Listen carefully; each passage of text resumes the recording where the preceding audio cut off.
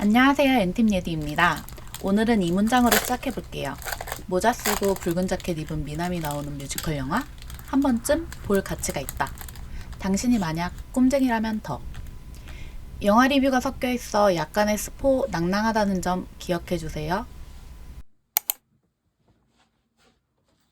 저는 신기하게도 제 상황에 딱 맞는 영화를 보게 되는 현상이 있더라고요. 작년 퇴사를 고민할 때 충동적으로 예매한 엘리멘탈을 보는데 내내 펑펑 울며 퇴사에 대한 뜻을 굳혔어요. 원카 역시 마찬가지예요. 사실 원카란 영화가 있는 줄도 몰랐어요. 근데 우연히 알게 됐는데 뭔가 끌려서 바로 예매했거든요. 원카는 배에서 7년 동안 요리사로 일하다가 최고의 초콜릿 가게를 열어서 사람들과 나누겠다는 꿈을 품고 도시로 가요. 근데 달랑 은하 몇 개만 들고 왔는데 이마저도 여기저기 지출하느라 다 털리거든요.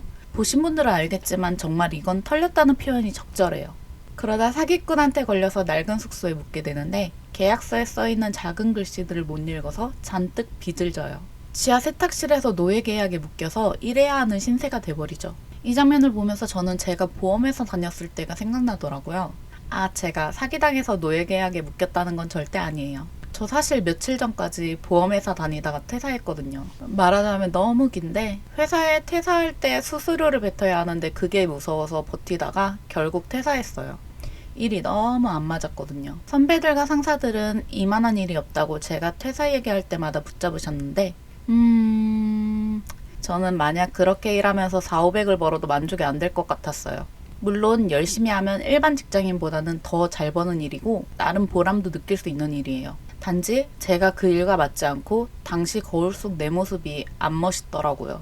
차라리 굶자 각오하고 뛰쳐나왔어요. 진짜 하고 싶은 것을 하고 싶어서요.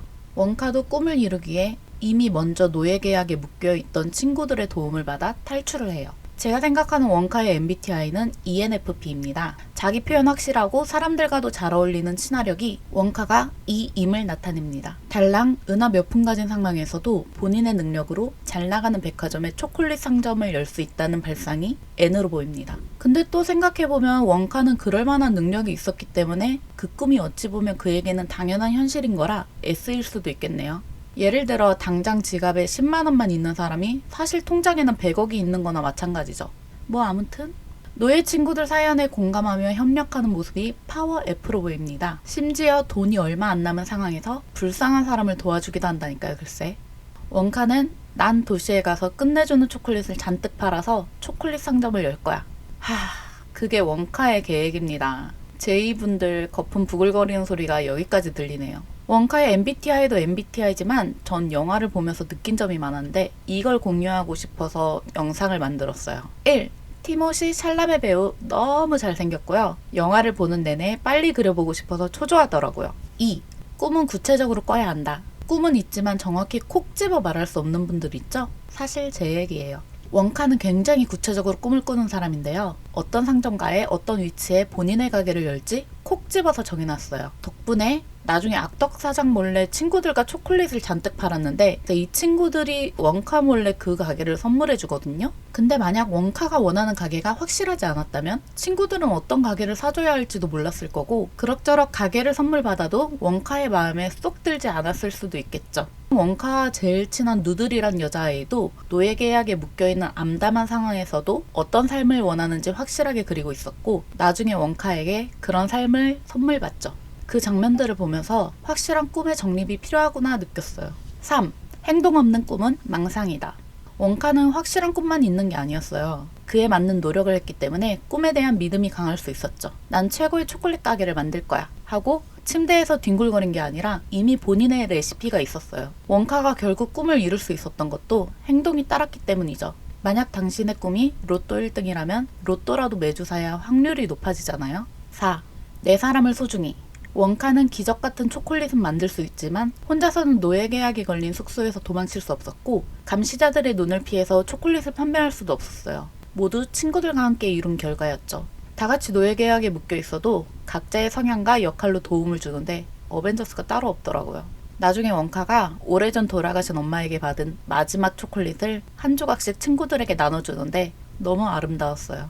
저는 F였다가 개인주의 성향이 강해지면서 T가 됐는데 저에게도 분명 그런 따뜻한 장면들이 가득했었거든요. 그리고 그 장면들은 아직도 적재적소에 도움이 되거나 위로가 되기도 합니다. 자꾸 혼자 서 있으려고 하는 제게 오랜만에 따뜻한 울림을 주는 영화였어요. 생각해보면 저도 힘든 상황일 때 주변 사람들이 각자 스타일대로 도와주거나 위로해줬는데 힘들 때 옆에 있어준 사람들은 정말 소중하게 생각해야겠더라고요. 꼭 끝까지 함께 있지 않아도 잠깐이라도 손 내밀어주고 따뜻한 말을 해준 사람들도 마찬가지고요. 혹시 그런 사람들 없이 혼자 힘들었거나 지금도 힘든 중이라면 성장을 위해 혼자 있어야 할 시간이 꼭 필요한 단계라서 그런 거일 수도 있어요. 조금 더 힘내셨으면 좋겠습니다. 지금 나비가 되기 전 번데기 가정일 거예요. 번데기는 원래 1인용이잖아요. 5.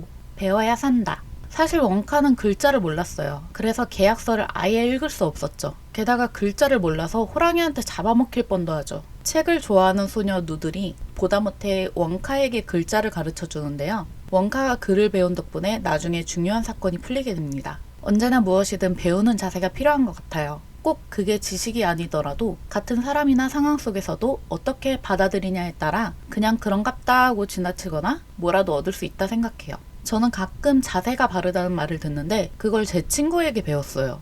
늘 바른 자세로 앉고 서 있는데 멋있더라고요. 그래서 저도 꾸준히 노력했어요. 물론 당장 내 꿈과는 상관없어 보이겠지만 적어도 나에게는 좋은 영향을 주는 거잖아요. 저는 심지어 보험회사에 들어가서 저라는 사람이 어떤 사람인지에 대해 비싼 돈 주고 한 번 더 배웠다고 생각하는 중입니다.